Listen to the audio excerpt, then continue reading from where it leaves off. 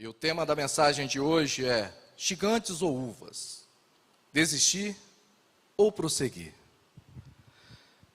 Eu gostaria de começar dizendo que a nossa vida ela é marcada por desafios.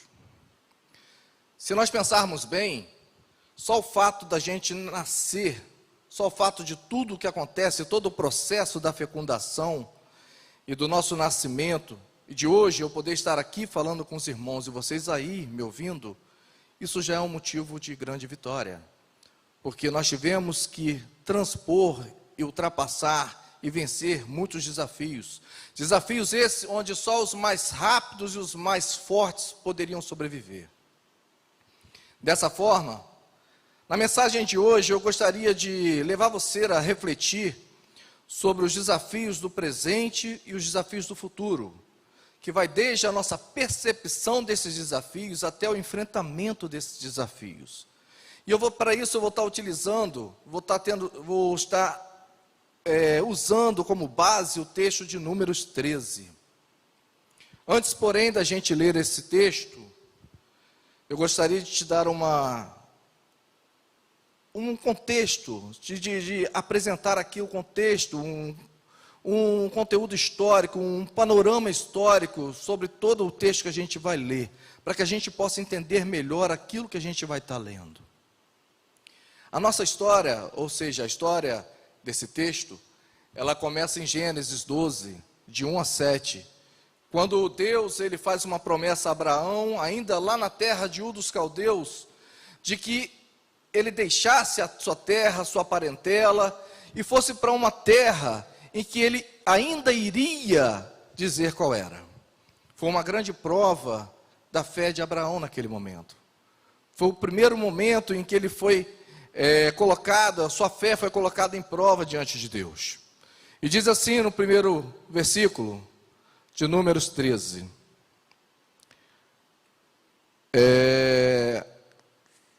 Não temos essa transmissão, né? Assim, então disse o Senhor a Moisés: envia homens que... Não, aqui é Números 13, eu gostaria de Gênesis 12.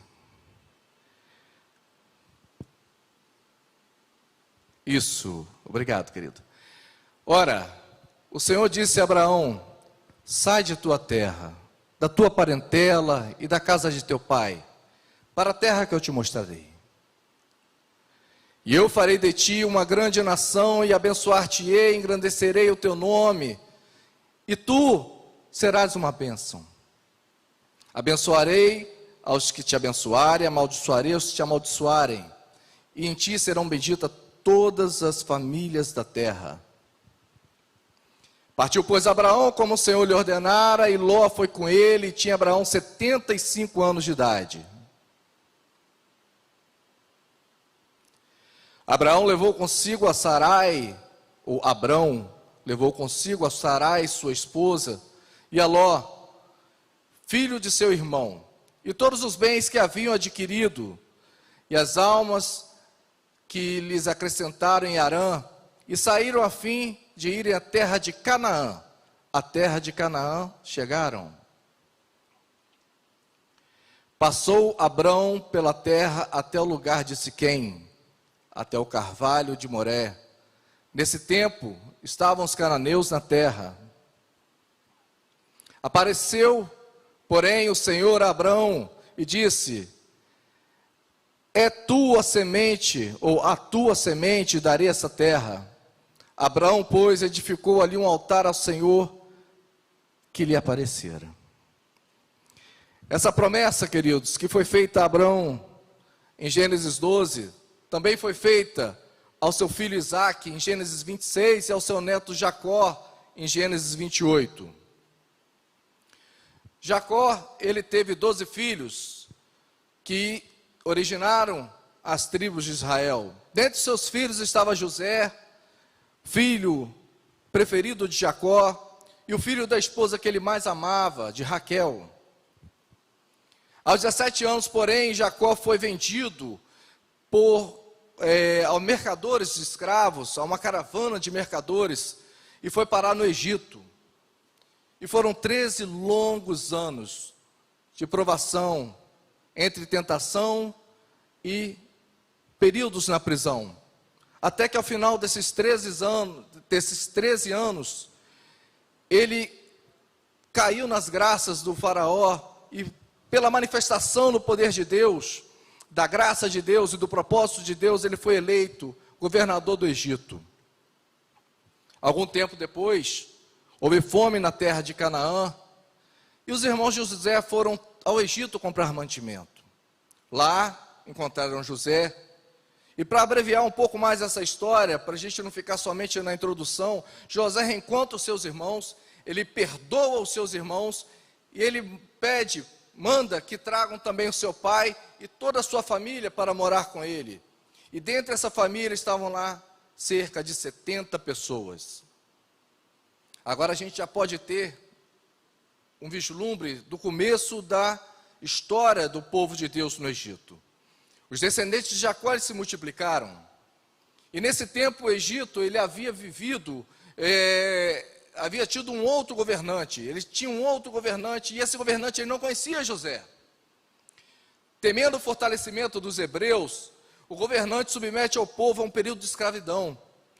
E esse período de escravidão, ele dura 400 anos.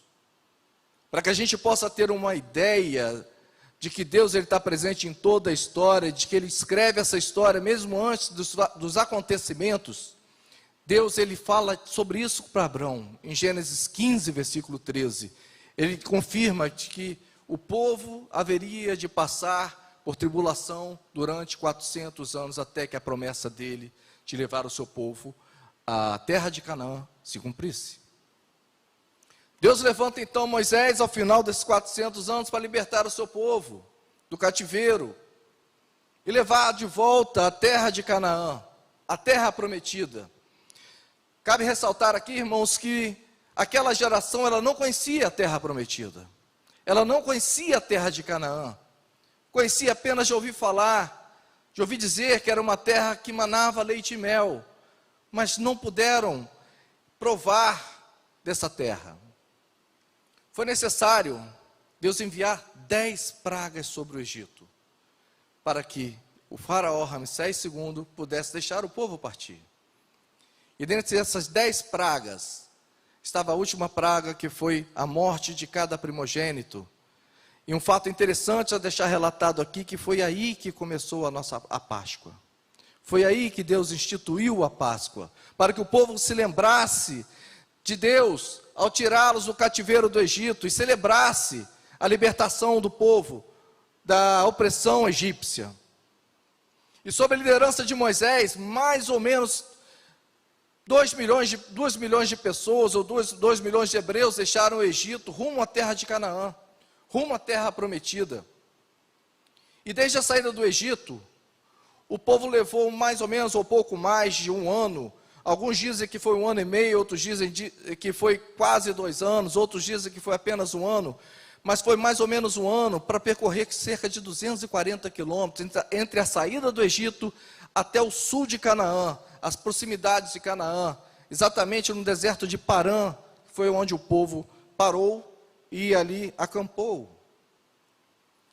E aí então a gente começa Números 13, onde Deus fala para José para mandar alguns homens para espiar a terra. Porém José, diz a Bíblia em Números 13, nos primeiros versículos, que ele envia 12 espias, um de cada tribo, para fazer o reconhecimento da terra e o reconhecimento dos habitantes daquela terra.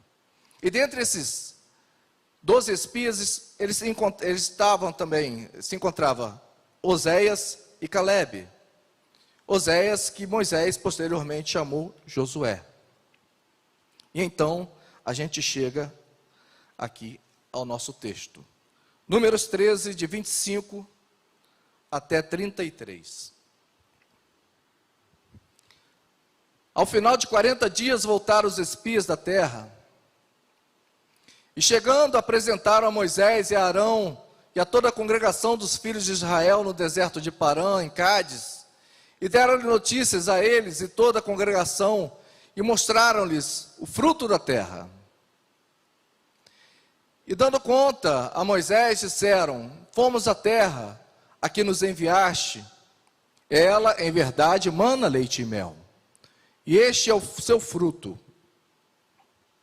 Contudo, o povo que habita nessa terra é poderoso, e as cidades são fortificadas e muito grandes. Vimos também ali os filhos de Anak.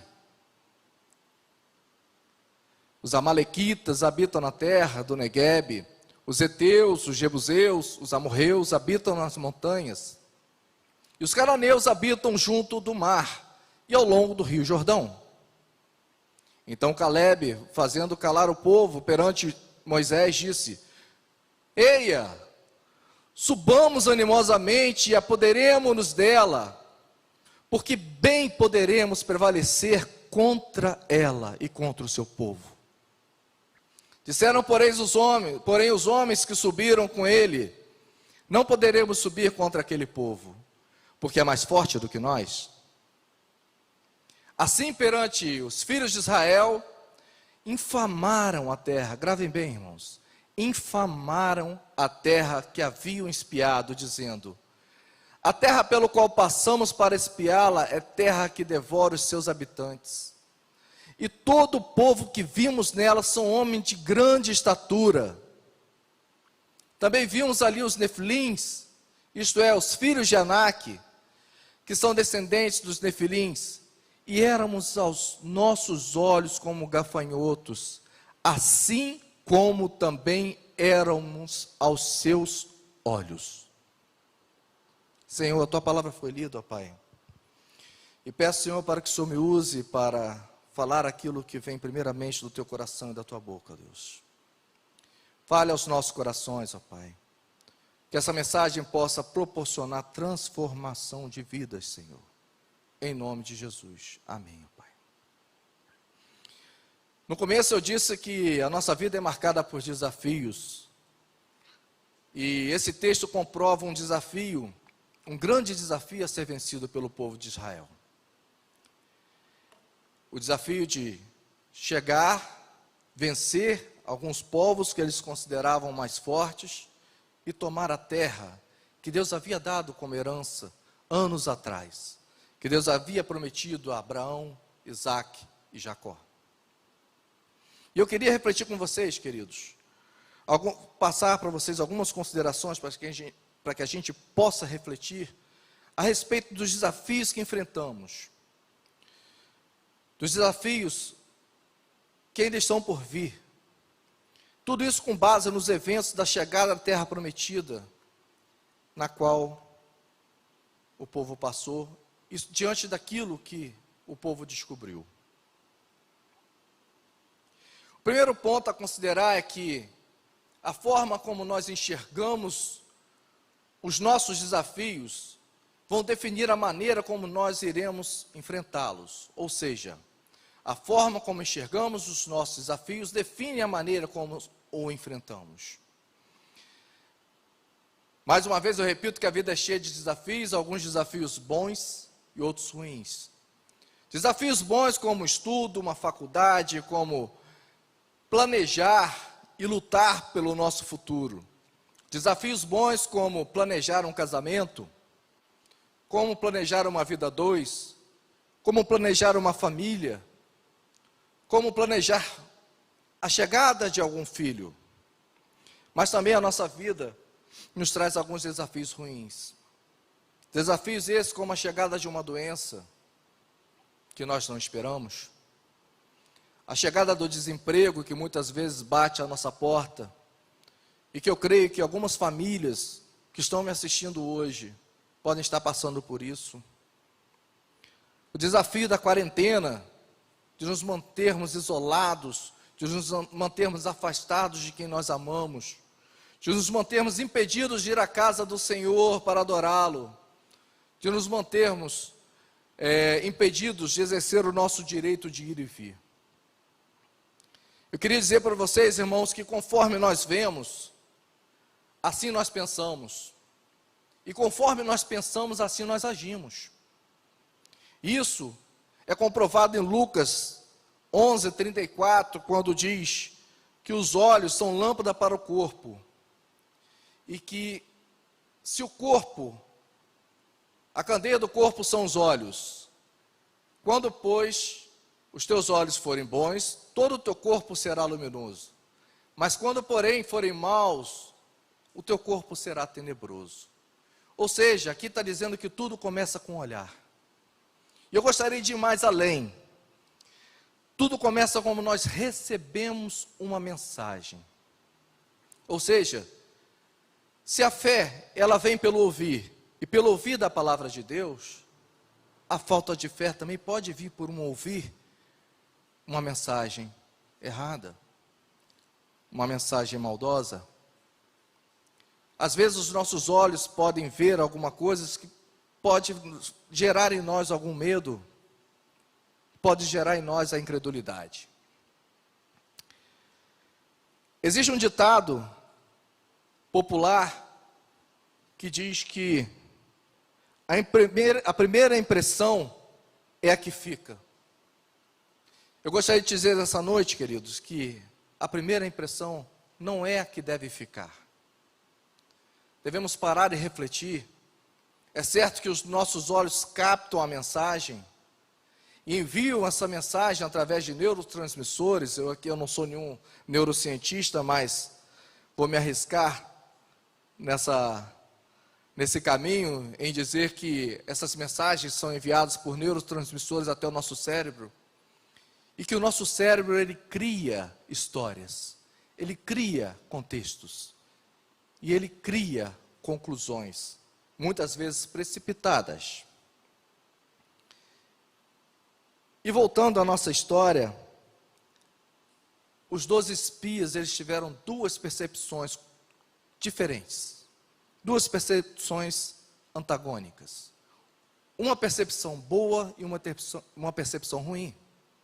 Josué e Calebe, mas aí falando sobre Calebe, lá no capítulo 14 vai falar mais sobre o Josué, e acrescentando aqui também que, para entendermos melhor essa narrativa, o capítulo 13 e o capítulo 14, eles compilam uma narrativa só. Josué e Calebe, eles tiveram uma percepção boa, e eles viram, eles fixaram seus olhos na terra que manava leite e mel, e fixaram seus olhos, fixaram sua mente, e depositaram suas vidas no cumprimento da promessa de Deus. Porém, os 12 demais espias observaram apenas as dificuldades, apenas os gigantes, apenas as fortalezas, que aos olhos deles pareciam intransponíveis. Às vezes, queridos, nós podemos estar diante de um desafio que para a gente pode parecer intransponível. Às vezes a gente pode estar diante de alguns desafios, de alguns gigantes que nós mesmos criamos, ou que aparecem diante de nós, e que às vezes querem mostrar para a gente que a gente não vai conseguir, que a gente vai perder essa batalha. Mas eu gostaria de dizer para você que nosso Deus é um Deus que cumpre todas as suas promessas. É um Deus que nos fortalece. É um Deus que faz de mim e de você muito mais do que vencedores. Infelizmente, existem pessoas que só conseguem ver o lado negativo das coisas, o lado negativo dos acontecimentos. Eu tenho certeza que, assim como eu conheço, vocês devem conhecer alguém assim, que quando vem, como o pastor Pedro muitas vezes disse, um copo pela metade, não consegue enxergar um copo com a metade d'água, mas só consegue enxergar que está faltando a metade do outro copo, que a outra metade está vazia. Muitas vezes, nós conhecemos pessoas, e às vezes acontece até com nós mesmos, dependendo do nosso humor, dependendo do nosso estado de espírito, nós podemos estar passando por um dia ensolarado, mas o nosso negativismo é tanto, que só nos faz pensar em tempestades, só nos faz pensar em chuvas, só nos faz pensar em temporais. Mas nós devemos ter um olhar positivo. E eu li essa semana uma frase na internet que me chamou muita atenção, que diz que sob um olhar positivo, pontos negativos são apenas pontos. Vou repetir para vocês. Sob um olhar positivo, os pontos negativos são apenas pontos. Pontos que podem ser planejados, que podem ser desviados, que podem ser lutados contra, que podem ser neutralizados e que podem ser vencidos. Sob um olhar positivo, esses pontos não atrapalham a sua caminhada, não atrapalham aquilo que você planejou. Devemos ter um olhar positivo, queridos, diante das situações e dos acontecimentos. É certo que um pensamento positivo, nem sempre ele ajuda. Ele pode ajudar a vencer a batalha. Mas com certeza, o pensamento negativo, ele sempre atrapalha. Ele sempre vai te colocar para baixo. E você já vai entrar nessa guerra, nessa luta como um perdedor. Porque você já se colocou como um perdedor.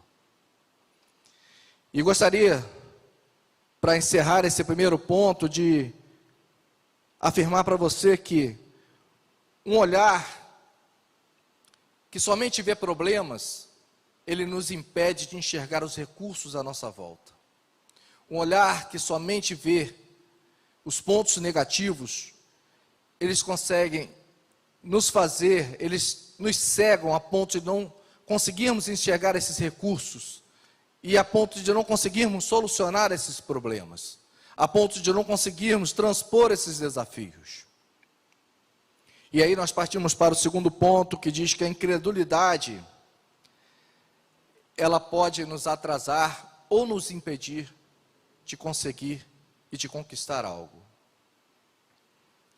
No versículo de 31 a 33, a narrativa nos conta que o relatório negativo a respeito da terra e de seus habitantes, eles influenciaram todo o povo. No versículo 31 a 33, de Números 13. Obrigado. Ao fim de 40 dias voltaram de espiar a terra. Disseram, porém, os homens que subiram com ele: não poderemos subir contra este povo, porque é mais forte do que nós. Olha aí a percepção ruim, queridos. Assim, perante os filhos de Israel, infamaram a terra que haviam espiado, dizendo: a terra pela qual passamos para espiar é terra que devora os seus habitantes. E todo o povo que vimos nela são homens de grande estatura. Também vimos ali os nefilins, os filhos de Anak, que são descendentes dos nefilins, e éramos aos seus olhos e aos nossos próprios olhos como gafanhotos. Um pensamento ruim, um relatório ruim, ele pode prejudicar toda uma trajetória. Uma notícia ruim, ela pode prejudicar e ela pode atrasar ou impedir toda uma realização.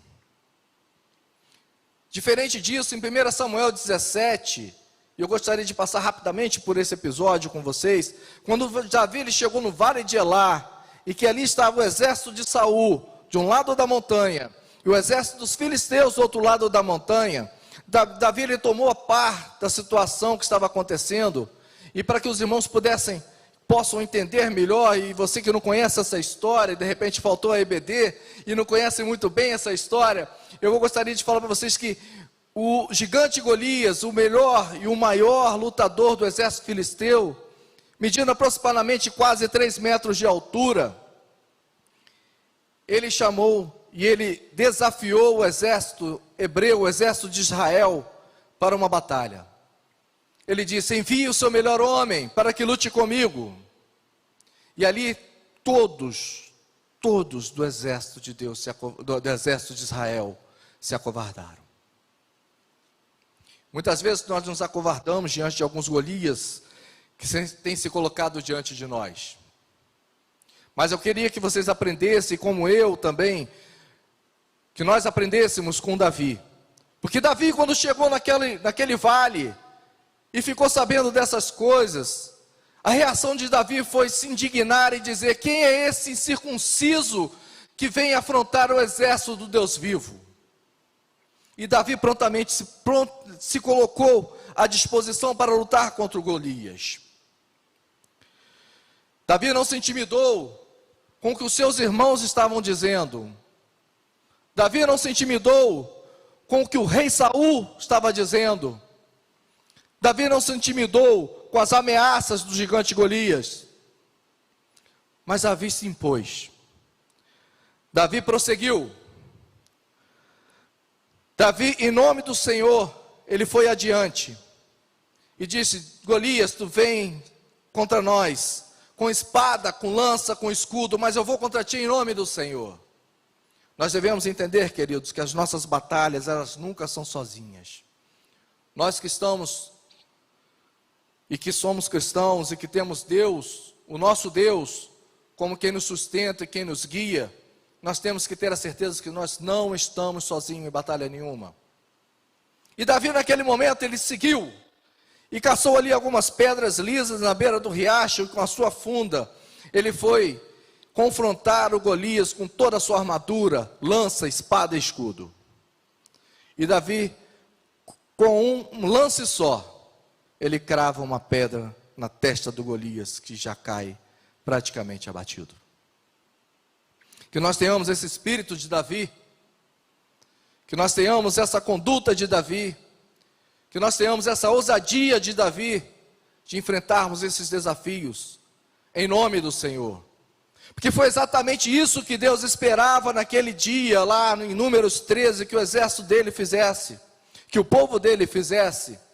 Embora o seu povo não fosse um povo de guerreiros, e sim de ex-escravos, Deus lhes daria forças, porque Deus, lá em 1 Samuel 17, ele usou um jovem, ruivo, de boa aparência, pastor de ovelhas, para guerrear contra o melhor guerreiro que existia naquela época, e vencer.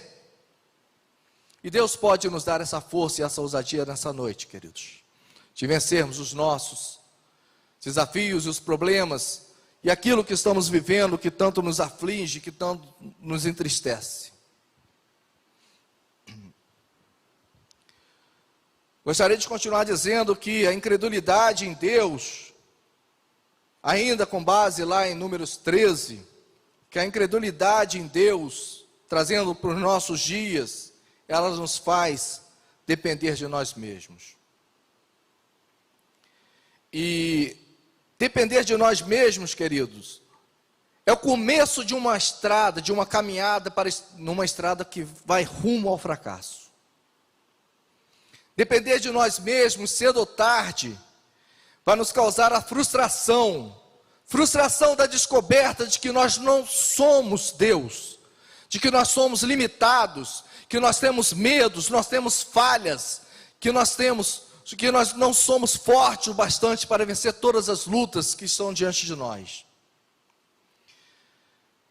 E essa frustração, ela vai produzir em nós a ansiedade, vai produzir em nós o medo, e esse medo pode gerar um transtorno emocional em nós, como a síndrome do pânico, como um transtorno de ansiedade, porque o transtorno de ansiedade nada mais é do que o nosso organismo não resistindo às pressões externas, às pressões exteriores, que outrora achávamos que nós poderíamos lidar. Então o organismo, ele encontra uma válvula de escape, e essa válvula de escape, ela se apresenta como a síndrome do pânico, com outras síndromes também emocionais. E esse medo em nós, querido, vai produzir a procrastinação. É uma palavra grande, uma palavra complicada, mas a palavra é essa mesmo. Que simplificando, nada mais é do que fazer uma tempestade num copo d'água. Essa procrastinação é aquilo que nos faz adiar, nos faz postergar, nos faz deixar para depois aquilo que nós deveríamos estar fazendo nesse momento. A procrastinação ela nos faz querer voltar, ela nos faz querer desistir, exatamente como o povo desejou desistir e voltar do Egito, como o povo desejou largar toda a herança que estava na frente dele, toda a terra que manava leite e mel, terra essa que foi necessário, que os espias trouxeram romãs, que trouxeram figos, e trouxeram um imenso cacho de uva, que foi necessário colocar em cima de uma vara e 2 pessoas carregarem, porque uma só não conseguia carregar. O povo estava diante daquilo, e ainda assim desejava desistir e voltar para a escravidão do Egito. Preferia voltar a ser escravo, a enfrentar os seus desafios, porque a incredulidade ela reinava no coração do povo. A incredulidade nos faz dar sempre um passo atrás, querido. E a incredulidade e o desespero, elas nos fazem esquecer de todas as experiências vividas com Deus. O povo hebreu, naquele momento, tinha passado por muitas experiências com Deus. Tinha deixado o Egito, onde para poder deixar, Deus lança 10 pragas sobre os egípcios, onde nenhum dos seus queridos do seu povo, nenhuma das pessoas do seu povo, ela é alcançada por essas pragas, e eles saem do Egito, e se veem diante de um mar vermelho, na frente um mar, fisicamente e humanamente intransponível, inatravessável, e atrás a carruagem de Faraó e os seus exércitos. A morte ali era certa, mas Deus, num ato de misericórdia e de poder, abre o mar, e o povo passa a pés secos. Deus ainda, no ato de cuidado e de livramento do povo, quando o povo termina de passar, e a carruagem de Faraó e dos seus exércitos começam a atravessar o mar vermelho, Deus fecha o mar, e as águas voltam ao curso normal, matando todos os inimigos do povo de Deus ali afogado, sem que o povo precisasse levantar uma faca, quiçá uma arma de guerra. O povo se esqueceu da manifestação de Deus, se esqueceu das experiências alcançadas com Deus, das experiências no Sinai, onde Deus se apresentou diante dele, onde o povo pôde ver as nuvens, onde o povo pôde sentir a presença de Deus. O povo se esqueceu do maná, o povo se esqueceu das codornizes que Deus mandou para saciar a sua fome. O povo se esqueceu da coluna de fogo que os guiava durante a noite e que os aquecia e não deixava eles morrerem de frio. O povo se esqueceu da nuvem que não deixava que o sol escaldante do deserto afetasse cada um deles. O povo se esqueceu de que Deus a todo momento estava direcionando o seu povo. E muitas vezes, querido, quando a gente se dá de frente para um problema, e a gente se esquece, e o medo toma conta de nós, e a gente perde o controle sobre nós mesmos, nós tendemos a esquecer todas as experiências alcançadas por Deus, alcançadas e vivenciadas em Deus, todas as experiências acumuladas ao longo da nossa história até aquele momento. E muitas vezes, a incredulidade nos faz blasfemar. No versículo 32 de Números 13, vai dizer que o povo, ele começou a blasfemar. O povo disse que a terra e seus habitantes poderiam devorá-lo. E diz assim: assim perante os filhos de Israel infamaram a terra que haviam espiado, dizendo: a terra pelo qual passamos a espiar era a terra que devora os seus habitantes. E muitas vezes a gente, no meio desse desespero, queridos, começa a dizer: Deus não está comigo. A glória de Deus se foi, assim como na batalha em que Ofni e Finéias morreram, e que a arca da aliança foi tomada, e que ao saber disso, a esposa do Finéias disse, ela que estava grávida, ela teve as dores de parto e teve ali o seu filho, e colocou o nome do seu filho, Icabode ou Icabô, dizendo que a glória de Deus se foi. Muitas vezes nós declaramos isso perante Deus quando nós nos deparamos com algum problema, com alguma dificuldade que a gente acha que a gente não pode superar.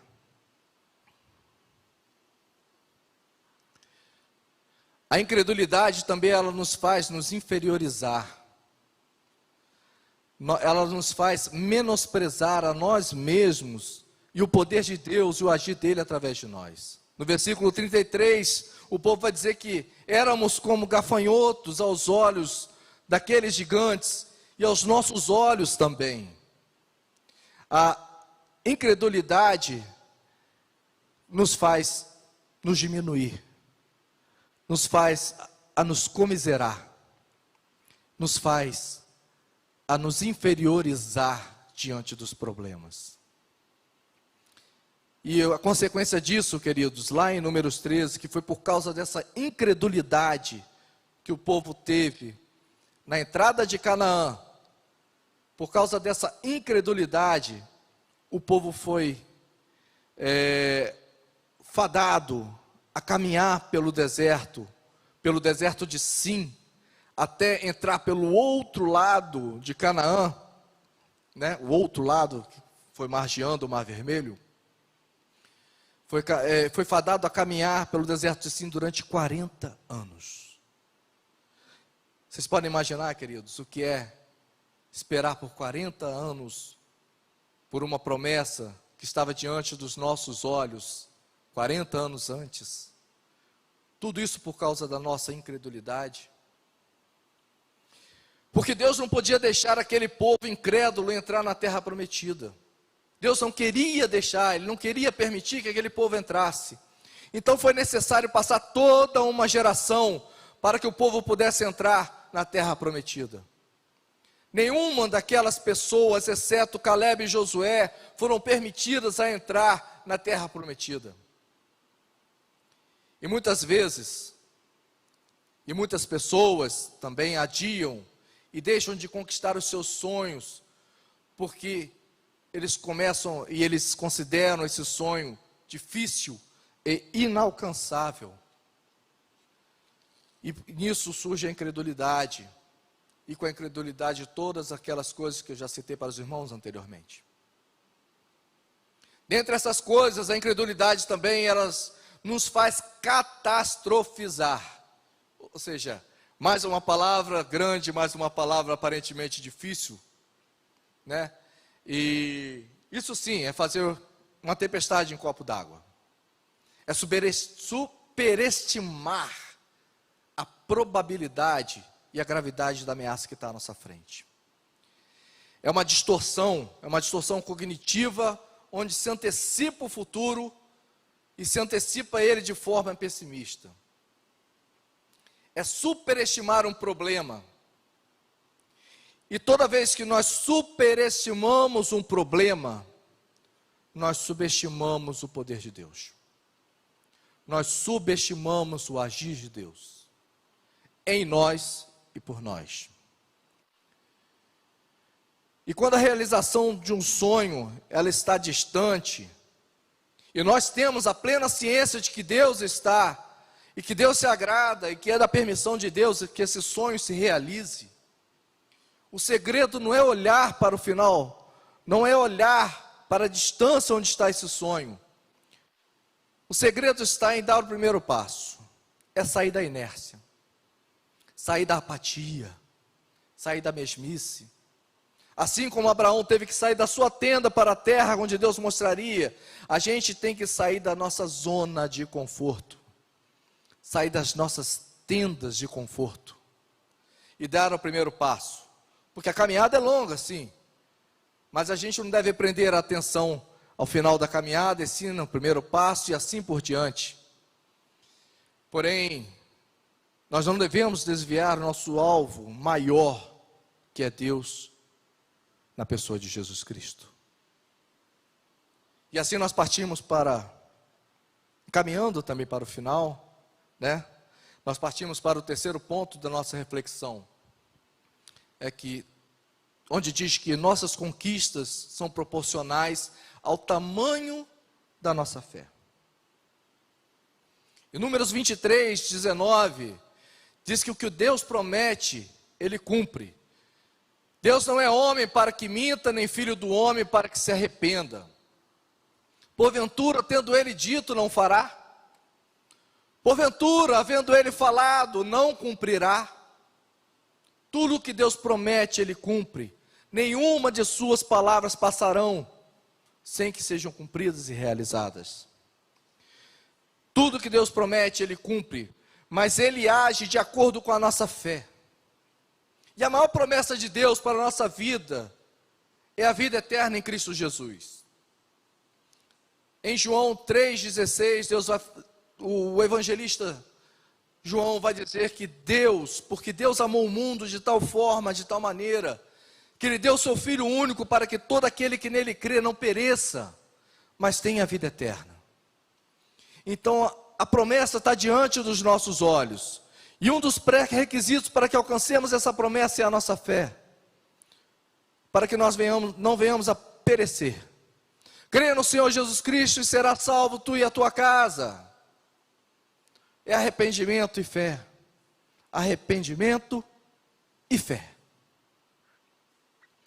Deus já havia revelado a Abraão que naquela terra haviam outros povos. Está lá em Gênesis 15, 18 a 21. Mas ainda assim, e que ainda assim daria essa terra por herança ao seu povo. Mas o povo ele temia, o povo temeu diante daquela situação e deixaram de crer em Deus.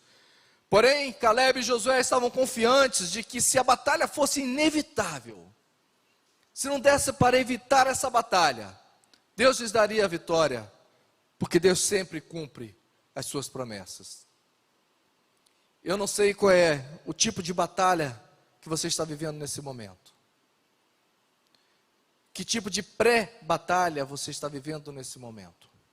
Mas eu gostaria de te motivar e te encorajar a confiar no Senhor dos Exércitos, porque é Ele quem nos dará a armadura para vencermos as investidas do inimigo. Efésios 6 vai dizer que Deus nos dispõe algumas armadilhas, algumas armaduras, algumas armas, Ele coloca à nossa disposição para que a gente possa lutar e prevalecer. E eu quero te motivar a esse momento, a depois fazer a leitura de Efésios 6 e descobrir cada uma dessas armas que Deus tem disponibilizado para a tua vida.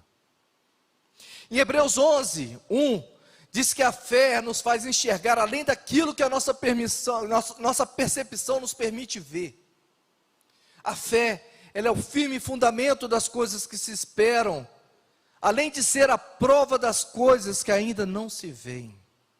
É nós termos certeza, mesmo antes daquilo acontecer. Em Filipenses 4, 6, vai dizer que nós não devemos andar ansiosos por coisa alguma, mas antes, porém, os nossos pedidos devem estar plenamente conhecidos diante de Deus. Não andeis ansiosos por coisa alguma, antes, em tudo sejam os vossos pedidos conhecidos diante de Deus, pela oração e súplica e com ações de graça. Versículo 7, por favor. E a paz que excede todo entendimento, guardará os vossos corações, os vossos pensamentos em Cristo Jesus. Quando nós colocamos as nossas petições diante de Deus, com fé, em oração e em súplica, ou seja, nos humilhando, reconhecendo quem somos, as nossas limitações e a ilimitação de Deus, reconhecendo quem Deus é e o que Ele faz em nossa vida, Ele nos proporciona paz. É uma paz que excede todo e qualquer entendimento. Não sei se vocês já puderam passar por essa experiência diante de Deus, em que a sua fé ela é crescida de tal forma que mesmo em meio à tempestade, você se sente como se estivesse num barco, num mar calmo, sereno e tranquilo. Calmo, sereno e tranquilo, exatamente isso. Onde vocês pudessem se sentir num mar calmo, sereno e tranquilo, mesmo no meio do olho do furacão. Exatamente como aconteceu, como o que vivenciou o acontecimento da travessia dos discípulos com Jesus no barco, e no meio do mar da Galileia veio uma grande tempestade, e os discípulos se esqueceram naquele momento que o mestre estava no barco. E é isso que acontece com cada um de nós, que pode acontecer com cada um de nós. No meio de uma tempestade, muitas vezes nós nos esquecemos que Jesus está num barco conosco, e nós nos esquecemos que o mestre apenas se repousa no nosso barco, e que o nosso barco não vai sucumbir, o nosso barco não vai afundar. Muitas vezes nós esquecemos, queridos, que Deus supre todas as nossas necessidades. Daí, num dado momento, nós nos damos conta, o mestre está no barco. E nós acordamos o mestre e falamos: mestre, não se te dá que morramos, mestre. Acuda-nos, socorra-nos. E Jesus, com apenas uma palavra, em apenas uma palavra, o vento e o mar lhe obedecem, e a calmaria se volta, e a calmaria volta em nossas vidas. Nós devemos ter essa confiança, queridos. Em Salmos 139, versos 16, diz que Deus já nos conhecia, desde antes de nós nascermos, desde antes do nosso nascimento, e Ele já havia escrito todos os nossos dias.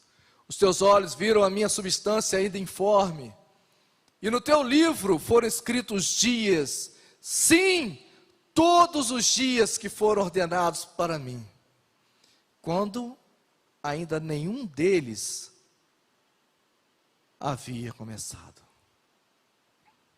No mesmo Salmo, agora voltando um pouquinho no verso 4, vai dizer que Deus é Deus quem supre as nossas necessidades, sem que haja uma palavra na língua, ou na minha língua, eis que o Senhor, Tu já conheces, eis que Tu já conheces, Senhor. Ele quem nos sonda e nos conhece. Em Filipenses 4,19 diz que nosso Deus é quem supre as nossas necessidades conforme a riqueza da sua glória em Cristo Jesus. Meu Deus suprirá todas as vossas necessidades, segundo a riqueza na glória de Cristo Jesus. Quem não tem fé, queridos, retrocede. Assim como o povo quis retroceder. Assim como o povo blasfemou. Por um acaso, Deus nos trouxe até aqui, nos tirando da escravidão do Egito, para que morramos. E essa frase foi uma frase dita muitas e muitas vezes ao longo do percurso, até chegar ao sul da Canaã. Por um acaso, Deus nos trouxe aqui para morrer de sede. Por um acaso, Deus nos trouxe aqui para morrer de fome. Por um acaso, Deus nos trouxe aqui diante do Mar Vermelho para morrermos nas mãos do faraó. E agora diante de Canaã, o povo mais uma vez diz: por um acaso Deus nos trouxe aqui para que morramos diante das mãos desses povos, diante das mãos do gigante. O que eu tenho para dizer para você, queridos, é que não. Deus não permitirá que nenhum gigante venha exterminar o seu povo. Deus não permitirá que o seu filho seja destruído pelas necessidades. A palavra de Deus diz que nunca vi um justo negar a sua fé, e nem a sua descendência mendigar o pão. Hoje você pode estar olhando para a sua despensa, querido, e sem saber o que você vai ter para amanhã. Mas eu gostaria de te motivar e de te encorajar a confiar nesse Deus a qual servimos.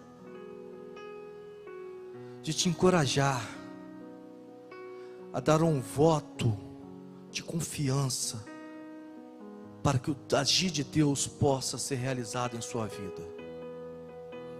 O nosso Deus, a palavra de Deus diz que o nosso Deus, Ele supre toda a nossa necessidade. Não sei como Deus vai agir. Não sei se vai ser de forma natural. Você vai ser contando com cada um membro da tua igreja.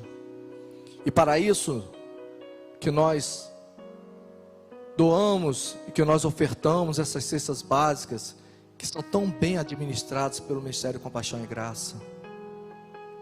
Não sei se é por essa forma natural, ou se vai ser por uma forma sobrenatural.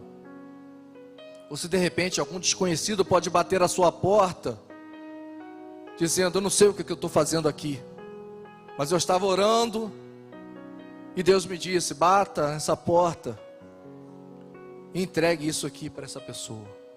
Não sei. O que eu sei, querido, é que desde a criação do mundo, o nosso Deus é um Deus que cria, não somente cria, mas sustenta e governa todas as coisas. E dentre todas essas coisas está a minha vida e a sua vida. O nosso Deus é um Deus que não falha. O nosso Deus é um Deus que não pode ter nenhum dos seus planos e seus propósitos frustrados. Quem tem fé, retrocede. Quem não tem fé, retrocede. Mas quem tem fé, avança. Avança e conquista. Mas, me apropriando das palavras que certa vez eu ouvi de um pastor, que disse que Deus não decide sozinho as nossas conquistas. Nós precisamos fazer a nossa parte. E a nossa parte, ainda que não tenhamos forças, é confiar. É confiar. A palavra de Deus diz que tudo que pedires em meu nome, Jesus Cristo dizendo, o Pai fará, para que o Pai seja glorificado no Filho. Que possamos levar as nossas petições diante de Deus. E esse é um dos 3 passos para vencer os nossos desafios. Os desafios que estão diante de nós. O primeiro passo é orar. Eu quero te encorajar a orar. Deus, quando fez o mundo, Deus, quando formou o mundo e formou o homem, Ele formou um homem por um propósito específico, para se relacionar com Ele. Deus formou o homem para que tivesse um relacionamento íntimo com Ele. Mas infelizmente, ao longo da história, ao longo da caminhada, esse relacionamento tem sido quebrado muitas e muitas e muitas vezes. E às vezes é necessário que gigantes se coloquem diante do seu povo, gigantes se coloquem diante das pessoas, para que as pessoas possam se lembrar de Deus e que possam buscá-lo novamente. A palavra de Deus diz que buscar-me-eis, me achareis, quando me buscar de todo o vosso coração. Deus está pronto para nos ouvir. Deus está pronto, está sempre pronto aí ao nosso encontro. Não é à toa que Jesus Cristo deixou o céu, tomou a forma humana, uma encarnação humana, passou fome, sede, sentiu tudo aquilo que nós sentimos, para ter um relacionamento comigo e com você, para se oferecer em sacrifício, um sacrifício pelo qual nós não poderíamos pagar, um sacrifício pelo qual nós não tínhamos condições de pagar, porque por nossos pecados, a nossa vida estava fadada à morte, porque a própria Bíblia diz que o salário do pecado é a morte, mas o dom gratuito de Deus, na presença de Jesus Cristo, é a vida e a vida eterna. Deus está sempre pronto para se relacionar com a gente. Por isso o primeiro passo é a oração. Ore, peça a Deus, peça orientação a Deus. A palavra de Deus diz que sem Ele nada podemos fazer, e que nós possamos colocar Deus em todas as coisas que nós formos fazer. O segundo passo, querido, querida, é ouvir essa orientação de Deus. Não adianta nada a gente orar e fazer da nossa oração um monólogo, e da gente não querer ouvir a palavra de Deus. E como nós podemos ouvir a palavra de Deus? A palavra de Deus, nós podemos ouvi-la ao ler a sua Bíblia, a sua palavra, porque é lá que Deus fala com a gente. É nela que está toda a nossa regra de fé e de prática. Tudo aquilo que Deus já pré-definiu para que a gente realizasse, para que a gente tivesse como regra de conduta e regra de fé. Devemos ouvir a palavra de Deus, ouvir a voz de Deus. Não falar por nós mesmos, não agir por nós mesmos, mas aguardar o agir de Deus e a seu tempo. O tempo de Deus é diferente do nosso.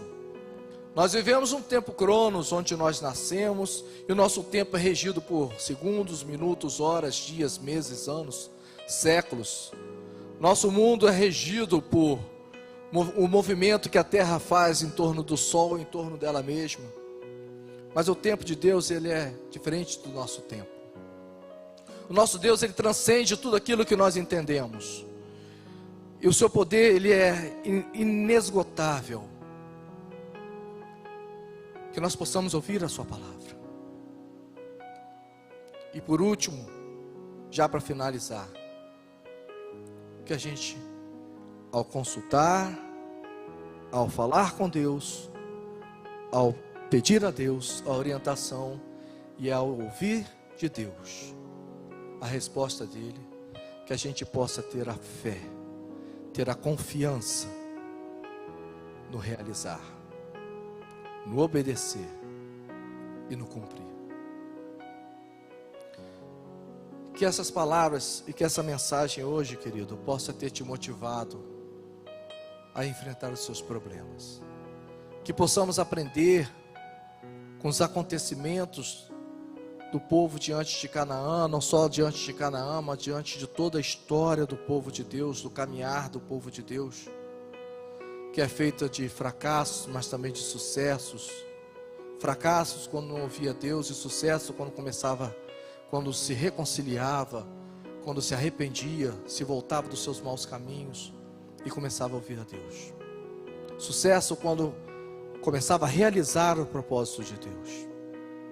Que você possa estar motivado a enfrentar as suas batalhas, querido. Eu gostaria de orar por você nessa noite.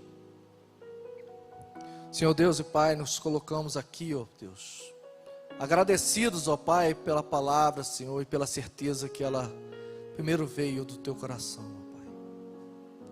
Pedimos, ó Deus, que possamos guardá-la no nosso coração, ó Pai, e que Tuas palavras, Senhor, possam produzir em nós mudança de vida, mudança de ação, mudança de percepção. E ó Pai, que possamos fazer cumprir o Seu querer em nós, ó Deus. Que possamos ter a confiança, ó Pai, que embora se levantem gigantes à nossa frente, o Teu poder nos faz prosseguir, o Teu poder nos faz avançar, o Teu poder nos faz batalhar e vencer, o Teu poder nos faz conquistar, ó Deus. Muito obrigado, ó Pai. Quero pedir, ó Pai, nesse momento, por esse irmão, essa irmã que está me ouvindo nesse momento, ó Deus, para que o Senhor possa encorajá-lo, ó Pai, para que Teu Espírito possa visitar. Se essa pessoa ainda não conhece, ainda não tomou a melhor e a maior decisão de suas vidas, ó Pai, que é entregar-se totalmente a Jesus Cristo e reconhecê-lo como o único Senhor e Salvador de suas vidas, ó Pai, que possa fazer nesse momento, ó Deus, e que durante a sua caminhada com Cristo, a sua fé possa crescer cada vez mais, e que suas experiências com o Senhor possam ser acumuladas a cada dia, porque é através das experiências que nós aumentamos a nossa fé. É nos conhecer a Ti que nós podemos nos relacionar contigo. É nos relacionando com o Senhor que nós obtemos experiências. E é nas experiências com o Senhor que a nossa fé ela aumenta. E na nossa fé aumentando, nas experiências, no conhecimento, no conhecer, no prosseguir em conhecer, que o nosso amor por Ti, ele aumenta a cada dia, ó Deus. Muito obrigado, ó Pai. Esteja conosco em todos os momentos, em nome de Jesus. E agora, que o amor de Jesus Cristo, que a graça de Jesus Cristo e o amor de Deus Pai, e a doce consolação do Espírito Santo de Deus, esteja sobre todo o povo de Deus, todo o povo de Deus espalhado pela face da terra, hoje e eternamente. Amém e amém. Boa noite, queridos.